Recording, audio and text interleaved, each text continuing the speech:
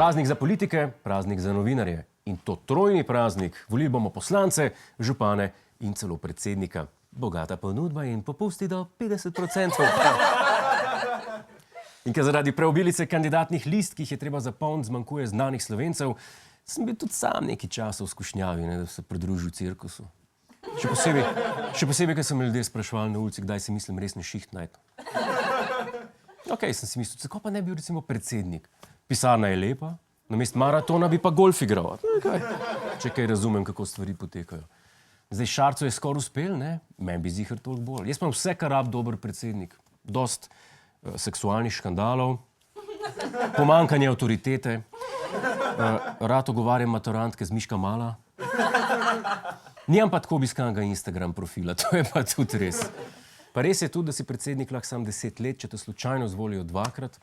Jaz sem pa pri 48 absolutno premlad za penzijo. Se mi to splača. Še pred tem pa so na vrsti najpomembnejše volitve in to so parlamentarne in na njih bo očitno računice premešal Golob. Naša režija se ni popravila, ne? Golob z veliko začetnico, prosim. Ne ta Golob, ta bo naprej pisal vse kriminalke o detektivu, ki ne sme piti. Žalostno. Mislim, to, da ne sme piti. V politiko pa gre tisti Golob, ki je prodajal poceni elektriko, pa ki zjutraj ne najde glavnika.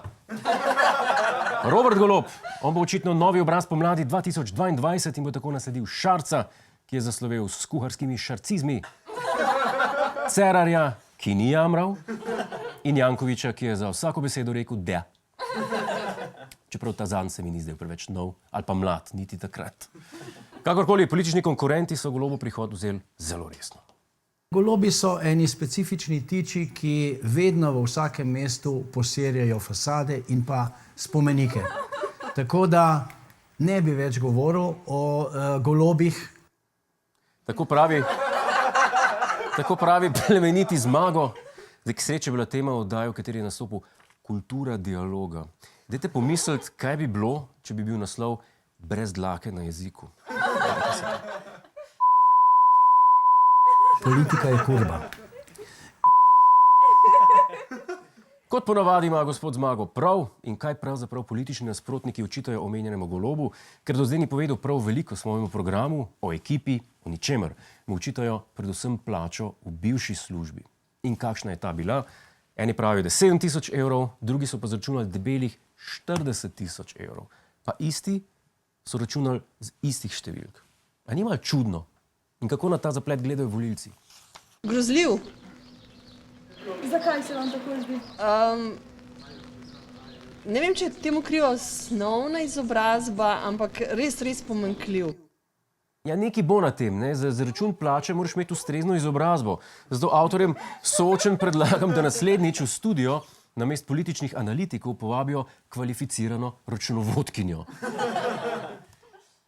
Lahko tudi njo, čeprav jaz bi raje povabil eno mlado profesorico matematike, ki sem jo v soboto spoznal. No, vsaj rekla je, da je učiteljica matematike. Čeprav sumim, koliko se res pozna na matematiko. Glede na to, da je koštala 150, pa sem mi dal 200, namesto razlike mi je dala pa gonorejo.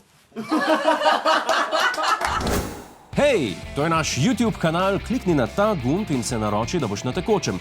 Polajkaj pa nas tudi na Facebooku in na Twitterju, pa na ulici, pa na kakšnem javnem WC-ju.